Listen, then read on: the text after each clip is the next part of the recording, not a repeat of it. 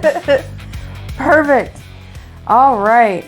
Welcome to the Cauldron Counsel. Hello, hello. Where we take questions submitted by our community and we answer them in the perspective of the Maiden, the Mother, the Crone, 3 different archetypes, 3 different age groups, 3 different walks of life. And if you notice, we now have Percy sitting in the Mother position. We as a council decided that she was better suited due to her life experience. And so, yeah. Yay, congratulations. I'm a mom. You're the mom. You're the mom. All right. Well, council is in session. I love it. So pretty. Yes. All right. Well, we ready for the first question? Go ahead.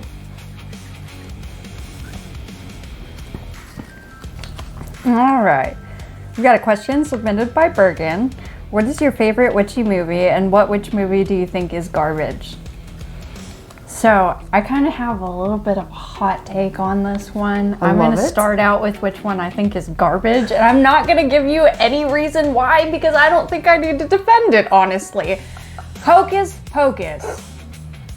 I genuinely, I've tried so many times. I watched it so many times as a child and I could never get behind it. I've tried watching it as an adult. I still can't get behind it. So I apologize. I'm so sorry because I can tell that breaks your heart. We're not friends anymore. But that is the one for me. And my favorite, which I think is a lot of other people's favorite, is definitely going to be oh my gosh, You lost it. What time period is it from? It's one that we all love, and so Practical Magic. Oh, okay. Practical Magic. That's why I'm like, why can't I remember that? Put the lime in the coconut.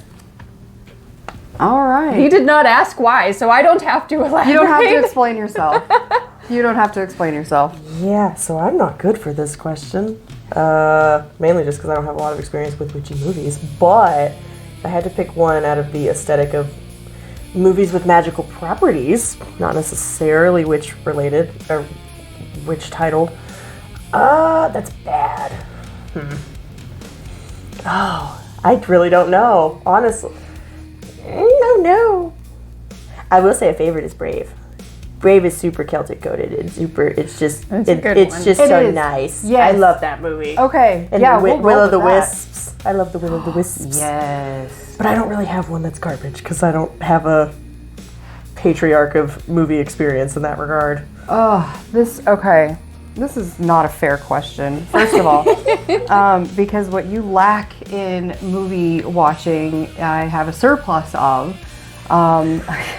It works out perfectly. Being married to a movie buff, I have seen so many. I can't even tell you the names of all the movies that I've seen. You know, people will say, have you seen this movie, you know, XYZ name, right? And I'm like, I don't think so. And then they'll start describing the movie. You're and I'm like, oh yeah, I have seen that. Mm-hmm. Okay. Oh man. This is not fair. I have to pick a favorite. Which one do I think is garbage? Let's start with that one. Halloween Town. Okay. Okay, so we've just swapped on ours because that's mine. I love Halloween Town. I watch it so many times a year, multiple times a year. I can't with it. Can I change my favorite? You can change your favorite. I like the Cartoon Network movie with Scary Godmother. The Scary Godmother, the Halloween movie that used to come out on Cartoon Network way back when.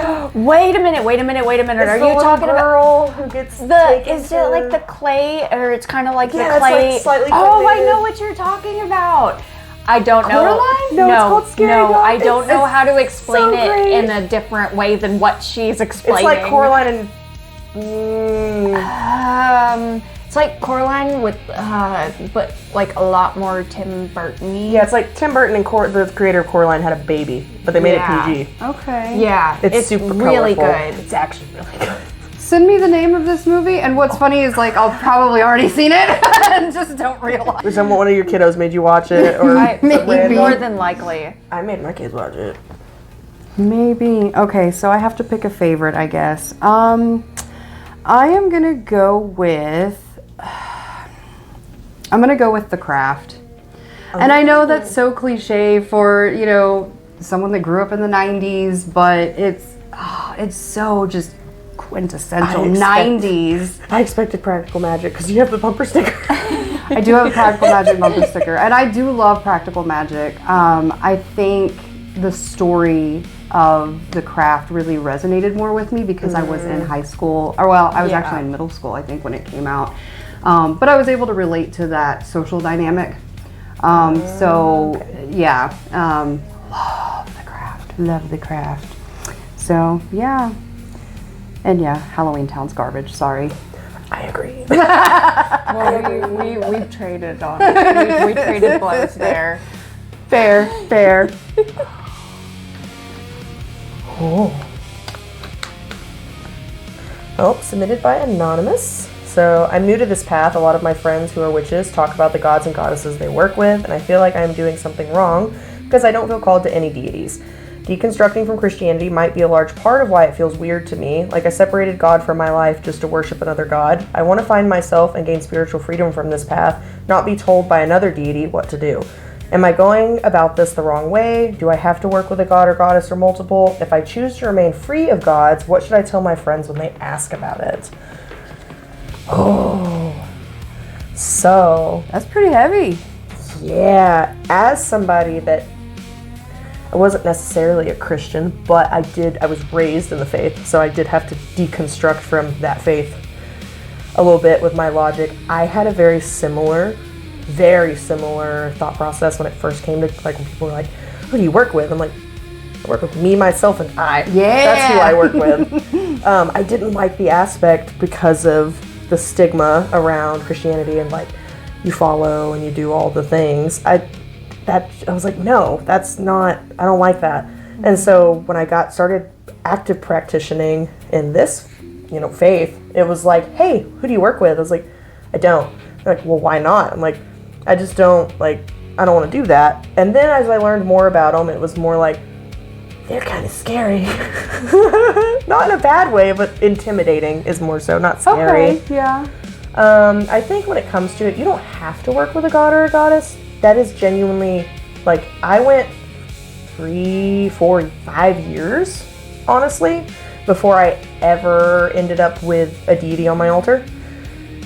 They kind of just Kool-Aid man into my life, but hey. Oh yeah.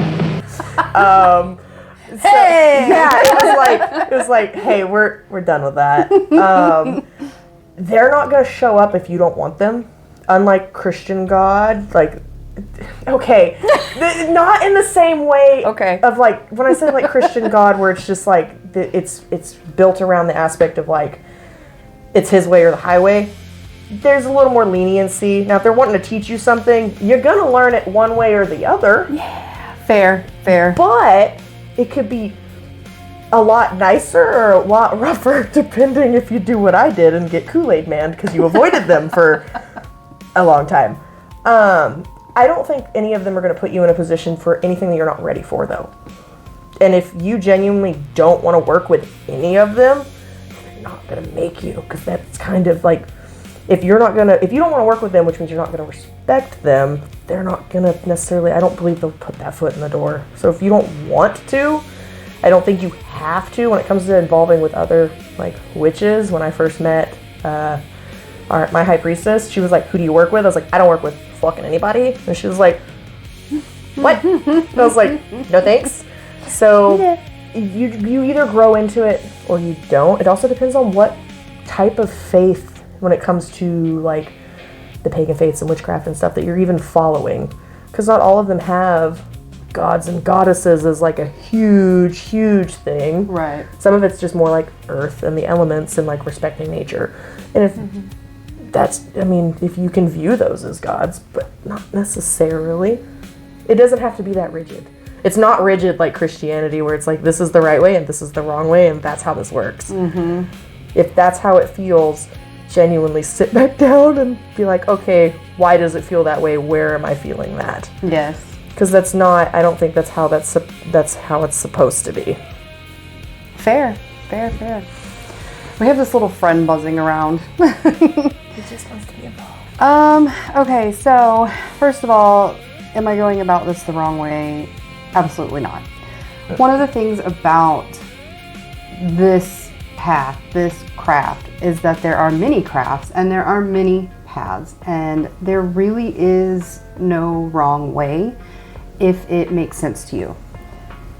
Do I have to work with a god or a goddess or multiple? Absolutely not, like you said. Great thing about this is that everything's pretty optional. Got free will. Everything's pretty, yes, it's free will, sovereignty. If I choose to remain free of gods, what should I tell my friends when they ask me about it? That I honestly don't know if I have a good answer for this, because the only thing I could think of is just tell them the truth, stay authentic to yourself. And that's even if you want to tell them anything. You could just be like, it's none of your business. None of I work with Nunya. And if you do want to tell them something, you can just say, you're just not ready to explore that side of it yet. If your friends are like real heavy into the craft and they're really pushing you to try and work with a deity, just I'm not ready yet, I'm just not ready yet. Not ready to take that step. Not comfortable. Yeah, and that should be all the explanation that they need. And if they don't like that, then they should probably not be your friend. Is he gonna stay on there? No, he's gone now. So I agree with a lot of what both of y'all said. I actually didn't start working with deities until like a couple of months ago. So, and I mean, I grew up the same way that you did. I grew up in the Christianity faith, and then I deconstructed from that, but I've never necessarily, I always had questions. I've always had these questions. I'm the one who got in trouble in Sunday school because I asked too many questions. So I didn't work with any deities. I didn't necessarily, I have a little bit of a different idea on things. I believe all of the deities are kind of the same thing. So it's kind of, it was one of those things where I wasn't comfortable with doing that yet. And I had to do more research on like who aligned with this person aligns with this person aligns with this person. Like it was kind of one of those things. I was doing a lot of research, so I didn't feel comfortable with having one. And if you don't feel comfortable with having one, then don't. Like a lot of like what you were saying. If you can't respect it, if you're not going to be able to take the time to put into it, then don't do that. You don't want to open up something that you don't want to open up. You don't want to go off half-cocked. Yeah. Because that's opening yourself up for a whole lot of consequences that, you weren't going into it with bad intentions, but you didn't respect it. So you shouldn't do it if you don't want to do it. And then a lot of on the friend thing, like you said, I've basically just reverberating. That is not the right word that I'm looking for. Regurgitating what you guys are saying. That's the word I'm looking for. But just do your thing. If you don't feel comfortable with it, don't do it. Do what you are comfortable with. It's all about the freedom. I feel like that's a lot of what the practice is about, is having that freedom to be able to do what you want to do and not what anybody else tells you to do. Yeah, absolutely. So based off of this, I have a question for you all. When it comes to the deities from different cultures, different pantheons, what do you think they are? Does that what do you think they are? Like, are they energies? Are they spirits? Are they, what are they? I have so many different theories. Okay. Like the first one that you mentioned is like the energies. It's like it's all energy. Everything is energy. Like what we push out is energy. When we made a freaking fire tornado. That was energy. And so honestly, I think a lot of it could be energy. And then there's also the other version of it is whenever you're looking into like Norse stuff, they were people like us on this earth. They were just more like somebody would have more strength. Some of them could control this thing, some could control this thing. Like, I mean, they were still people like us. They were still here. So that's a fun one because I got so many different things. But yeah, those are two of them. Yeah, no, I agree. The Celtic gods, and goddesses, the people were very, very, very connected to, especially in Ireland and Scotland, very connected to those deities because they weren't some untouchable force. They were down with, the people. They were that, living their life down here. But I look at all deities as a piece of lore, right? They all have their stories. You know what Aesop's fables are? Oh yeah. I have the book on my shelf, Okay. actually. All the deities that have their stories and their lore, they're like Aesop's fables. They're supposed to teach us something. We're supposed to learn something from them, whether it be, something that we, just carry forward throughout our lives, whether it be something that gets us through a difficult moment. Like, we're supposed to learn something from them. And even the stories in the Bible. Like, they were meant to set an example or teach you. I mean, like Yes. the Ten Commandments, like it's guidelines. It's guidelines on how to be, honestly, a decent human being. yeah. That wraps up all 10 commandments. Don't be an asshole. Don't be terrible. Yeah, don't be an asshole. Yeah. That's all the commandments done. So I do very hard lean on the energy thing, but I have a very strong, where they did walk, they were tangible. I have a very hard leaning where they are spirit based, especially with things that I've experienced and seen and done throughout my time. I'm very like, okay, so they were tangible and they have all this massive amount of pull and energy, because they do.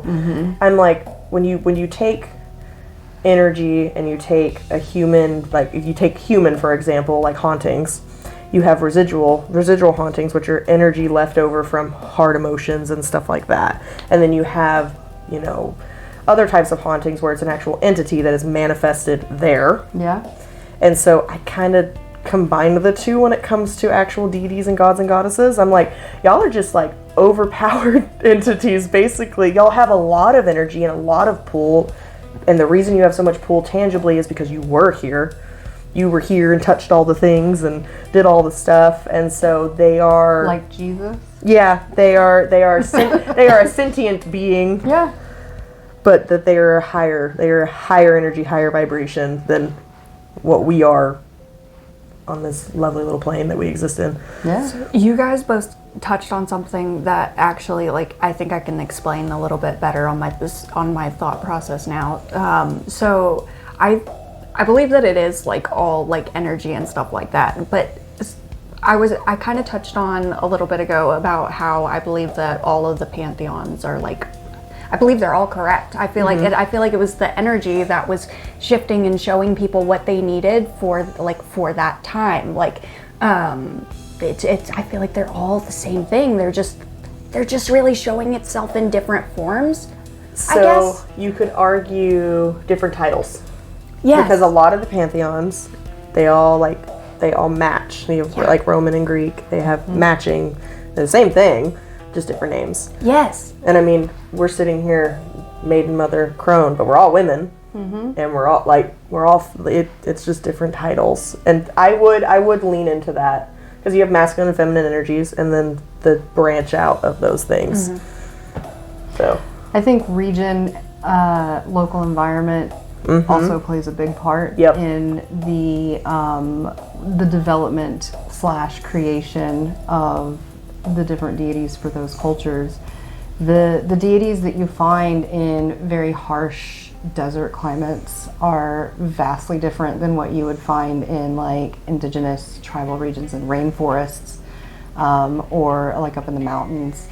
And a lot of those deities have something, their stories, their energy, whatever you want to call it, is something that benefits that piece of land. Yes. That region and area and those people. God came down as a burning bush.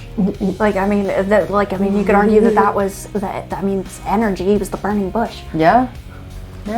He showed him what he needed to see at that time for it to work for him. I mean, it's either that or he could have just been hallucinating. But we will never know that. Smite thy shrub. Have you ever heard of the theory that Jesus was a mushroom? No. Actually, no. All right, we're not going to go into this. Google it. Google it. Jesus was a mushroom. I love mushrooms. If you're interested, we may make a Discord at some point. You can ask us this question later. Put it in the comments if you want to know about Jesus being a mushroom. Yes. All right. We ready for the last question? Yep. Okay. Let's see. Okay. So this is submitted by Anonymous. Is it okay to practice witchcraft without following a specific tradition? And yes, absolutely. Absolutely it is. Because, we kind of covered a portion of this topic in one of the other episodes. What is witchcraft? What is it? It's healing, it's alternative medicine, it's alternative energy transfers, and metaphysical, and it doesn't just stem from belief systems. It stems from different ways of doing things that just aren't accepted by, normal society. And so, you don't have to follow any specific tradition. Think about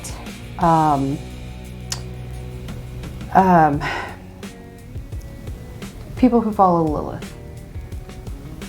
Where'd Lilith come from? Enoch, the Book of Enoch. Which is? Canonically, it's Judaism, I believe. Mm-hmm. But her origin story started with Adam. Mm-hmm. And so if you just follow a specific tradition in the way that the stories were handed down to us, then technically if you follow Lilith, if you believe in Lilith, then that would make you Christian based. Mm-hmm. Just makes you believe in. Right, because you'd have to believe everything that followed that as well, and into that path. But that's not the case. Mm-hmm. Hecate, very Greek, Hellenic. There was another one I was trying to think of, and I lost it. That's okay. If I think of it, I can come back to it. But is it okay to practice without following a specific tradition? Yes, 100%, absolutely. You don't have to follow any specific tradition. You follow what you feel is authentic to yourself. I feel like I am walking proof that you can follow more than one, and you don't have to follow one that's specific. I work with Lilith. I work with the Morrigan. I am planning on working with Zeus. I'm planning on working with Odin. Those are deities that I know will be in my path at some point. They're just not there yet. But those are that's like three different pantheons right there. Mm-hmm. And those are only the ones that I've just researched into. So there could be so many more that I could dive down into. It's whatever resonates with you, what you need at that time. Mm-hmm. If you need something from Norse mythology, or the mythology. I like the word mythology, so I use it, sorry. But if you can take things from the Norse stuff, you can take stuff from Greek stuff, you could take the things from brain, do the thing. Roman, Celtic, that's the Egyptian. Oh, that's the big one that I was thinking of. But you can use any of them at any point. You don't have to stick to just one thing ever. Yeah, no, I agree. I remembered what it was. Okay. As far as following a specific tradition, Santa Claus. Santa Claus. Jolly Saint If you followed, if you ever had Santa Claus visit you and leave you presents when you were a kid, or if you're a parent and Santa Claus visits your children, are you Catholic? Mm-hmm. Because technically, that's where he would be considered Catholic. Even though, and you know what, that's another tangent we shouldn't go into about him being modeled after Odin and all that. Krampus. But yeah, technically, you know, Saint Nick, he was the patron saint of actually prostitution. That's fun little fact nugget there. But yeah, so if you Keep on giving.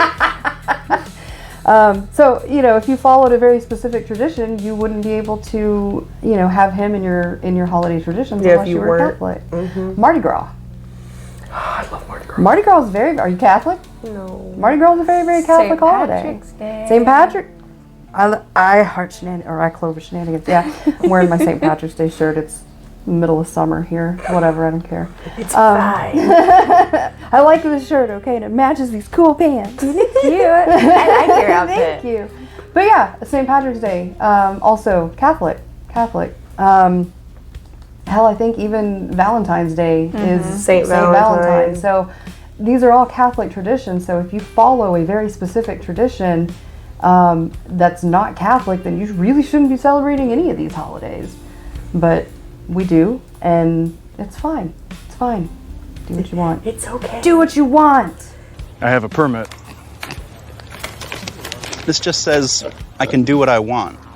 So when I think it comes to, I also agree. You do not have to follow a specific tradition. I genuinely think everything is intuition based, because, like, in my personal experience, was raised in Christianity, and specifically the Pentecostal faith, which is very rigid and very tradition, very heavy. And so when I came into this path, I was very kind of anti-tradition, really. I was like, I don't like the guidelines and the rules. I want to do my own thing. And that's the good thing. You can. You can. And so that's how I've ended up with the Morrigan and the Dagda. And then, you know, Hades and Persephone. Not together. Yeah, no. Not together. Not Don't put the together. Morrigan and the Dagda together.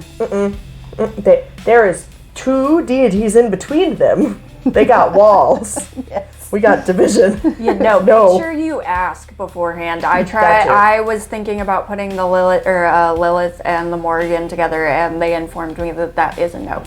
I'm not 100% sure why, Interesting. but they were fine with being on the same table. They just needed designated spaces. There's a line. Like there is a physical, like, boundary between them. It was the Morrigan that didn't like it, wasn't Yeah, I was asking the Morrigan. The Morrigan likes being by Papa, though. That checks out. Yeah. I feel like that checks out. It's Papa, the Morrigan, and then Hades. I'm like, these are your friends. And then Persephone, and then Dagda. Amazing. But no, Sorry. You don't have to follow a specific tradition. You do what feels like, as somebody who is also, so I'm a stickler for knowledge to my detriment, because I wanted to research before I ever started an active practice, because I was so worried about fucking it up and doing something wrong to my detriment. And then I realized very quickly once I started practicing, there's no wrong to it as long as I am doing it because I want to, and doing it in the way that feels right to me, and the way, and responding appropriately when things go certain ways, and reading the room, and doing my due diligence and my shadow work and all the things. And so there is no specific tradition. It is genuinely, if you want to be very rigid, I have a friend who's very Norse, very, very Norse pagan, and he is like by the book, which is like threads on the no witchcraft thing. It's very, very specific. And I'm like, that's great. Not for me, but that's great for you. Not for me in my house. Yeah, and so it's very, I got too much in my house. And so it is genuinely what feels right for you. Some people need that rigidity. Yes. Others don't. Superstructure. Mm-hmm. Yeah. I personally don't think there's no specific way to do meh. There's a reason why they do have, they have strict things. It's for people who like those strict things and those strict paths. That's the reason why they made those guidelines, is so that if somebody needed them, they could have them. Could you argue keeping the Dagda and the Morrigan separate is a specific tradition? I think it's respect. Yeah, okay, that's where I was gonna be like, respect. oh. And I do want to say, when we touch on these types of subjects, I think when we say, you can do whatever you want, or there's no wrong way, there is a slight caveat to this, and that is making sure that you are not, doing anything that's culturally inappropriate. Making sure that you are not diving into any closed practices that you are not a part of. You can still research and be knowledgeable. Yes, gain the knowledge, educate yourself and do it respectfully, and then come at it in a place of respect and honor, without fully diving in and practicing it. But just, whenever we do say, I just want to throw that in there, because I think it's important to make that distinction. And some people might argue researching everything about a deity is, following their tradition. No, it's just learning who that is before you step foot through that door. Yeah, because you do have... Because they do have likes and dislikes and things. You have likes and dislikes and things. That doesn't make you a traditional, being and creature. You have opinions on things. Damn it. They have opinions on things, too. And so... the Morgan, they don't want to be side by side, and that's fine. That's perfectly okay. It's a respect to both of them. I value both of them. They have their own spaces, their own things. They both bring completely different things to your craft as well. Yeah. I know. I have to make a light altar. I have to get another table. I love the Dagda. I love the Dagda. Jolly Dad. Jolly Dad. Yep. Jolly Dad. Was that all our questions? It was. I think so. Man, okay. Yeah. Well, I guess that's all. That's all for this episode. You wanna chime us out? Yes, we're gonna do the cringy plug. Like and subscribe. We did it at the end. If you're here now, like and subscribe. And leave a comment. Leave a comment. Yes, if you have a different opinion, if you have an answer to any of these questions, we want to hear them. We want to hear them, definitely. Yeah, and I mean, throw some stuff into our. If you want to know about Jesus being a mushroom, put it in the comments. Submit the question, and then maybe we'll discuss it. All right, you gonna chime us out? Thank you. Bye. Oh, it's because you're holding the edge. Yeah. I'm like, it's Well, that's a fucking blooper in itself. No, we're leaving that in. That's funny. Leaving it in.